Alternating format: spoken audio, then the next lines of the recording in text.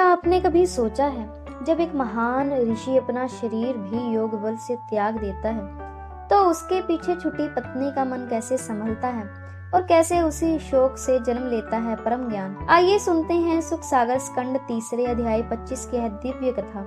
मैत्रेय ऋषि विदुर से कहते हैं, हे विदुर, कपिल देव जी के वचनों को सुनते ही महर्षि कर्दम ने उन्हें दंडवत प्रणाम किया। उनकी परिक्रमा की और तप करने के लिए वन की ओर प्रस्थान किया। वन जाते समय उन्होंने माता देवहूति से कहा, यदि तुम्हारे मन में कोई भी प्रश्न हो तो उसे मेरे पुत्र कपिल देव मुनि से पूछना।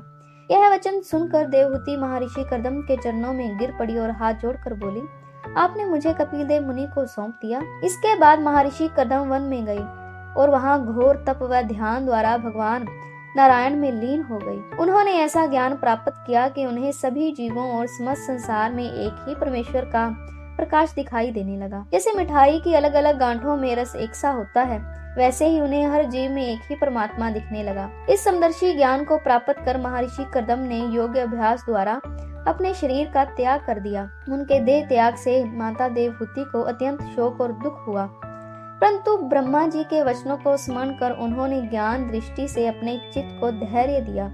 इसके बाद देवहूति हाथ जोड़कर कपिल देव जी के सामने बोली, हे प्रभु, मैंने देवताओं से सुना है कि आप ही वह आदिपुरुष भगवान हैं जो इस संसार रूपी वृक्ष को काटने वाले हैं, जो मोह माया के फल फूल से लदा हुआ है।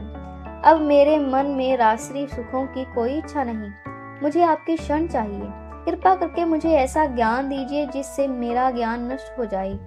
जैसे अंधकार में मनुष्य रास्ता भटक कर गड्ढे में गिर जाता है, वैसे ही ज्ञानी मनुष्य माया मोह में फंसकर नष्ट हो जाता है। और जो ज्ञान का दीपक हाथ में लेकर चलता है, वह काम, क्रोध, लोभ और अहंकार से बचकर भवसागर पार कर लेता है। इसलिए हे प्रभु, आप कृपा करके बताइए, यह प्रकृति क्या है और कैसे परमात्मा सभी जीवों के शरीर में स्थित रहता है।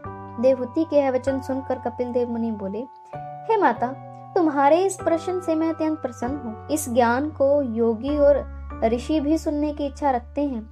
संसार माया जाल से बचने के लिए सबसे पहले ज्ञान ही आवश्यक है। माता पिता, भाई, पुत्र और मित्र सब कर्तव्य की ओर हैं। वे ज्ञान की शिक्षा लें। जो अपने परिवार को ज्ञान नहीं देता वह हितैषी ही नहीं तो शत्रु कहलाता है। यह निश्चय जानो, मेरी कृपा के बिना किसी को भी ज्ञान प्राप्त नहीं होता। जो श्रद्धा से इस ज्ञान को सुनेगा वह भवसागर पार कर जाएगा। ज्ञानी लोग मुक्ति को प्राप्त होते हैं और जो काम, क्रोध, लोभ, अहंकार और मत्सर के वश में रहते हैं उन्हें नरक भोगना पड़ता है और 84 लाख योनियों में भटकना पड़ता है। जो लोग वैराग्य धारण कर भक्ति योग का अभ्यास करते हैं वे इन विकारों से मुक्त हो जाते हैं। जो मेरे चरणों की सच्चे मन से भक्ति करते हैं उनकी मुक्ति निश्चय है। गृहस्थी में अत्यधिक आसक्ति संसार का बंधन है। यदि मनुष्य जितनी प्रीति परिवार और धन्य से करता है उतनी ही साधु संतों से करे तो वह मुक्त पद को प्राप्त कर सकता है। मनुष्य का शरीर देवताओं से कम नहीं, पर ज्ञान के बिना वह सब व्यर्थ है। ज्ञानवान मनुष्य देवताओं से भी श्रेष्ठ होता है। यज्ञ, दान, तीर्थ और व्रत इन सब से श्रेष्ठ भक्ति योग्य है।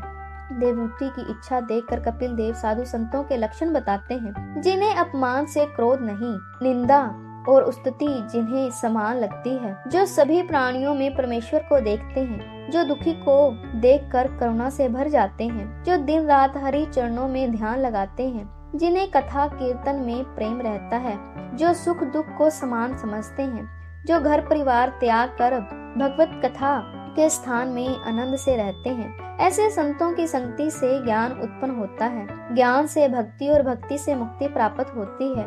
अंत में कपिल देव जी प्रकृति का वर्णन करते हैं। सत्व, राजस और तामस इन 3 गुणों से प्रकृति बनी है। इसी से 24 तत्व उत्पन्न होते हैं जिनसे यह संपूर्ण संसार बना है। आत्मा इन 24 तत्वों से अलग है। आत्मा न जन्म लेती है न मरती है। जो शरीर और इंद्रियों को ही सब कुछ मानता है वह ज्ञानी है, और जो आत्मा को शरीर से पृथक जानता है वही ज्ञानी है। इसलिए हे माता, अपने शरीर में स्थित आत्मा को इन 24 तत्वों से अलग जानो, तभी तुम्हें सच्चा ज्ञान प्राप्त होगा। मैत्रेय ऋषि कहते हैं, हे विदुर, इस प्रकार कपिल देव जी ने देवहूति को ज्ञान और भक्ति का अमृत ज्ञान प्रदान किया। यदि आपको यह कथा प्रिय लगी हो तो लाइक, शेयर और सब्सक्राइब करें। ऐसी ही कथाओं के लिए हमारे चैनल से जुड़े रहिए। देखते रहिए इंडियन वेद और पुराण। धन्यवाद।